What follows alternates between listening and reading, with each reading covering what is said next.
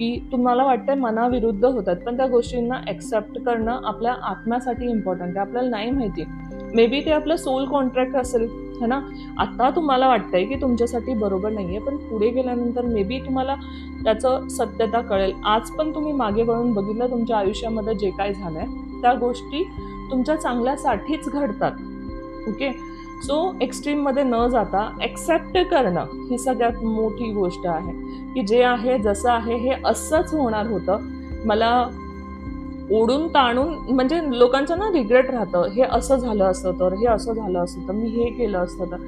तसं नसतं. ते होणार होतं म्हणून झालं.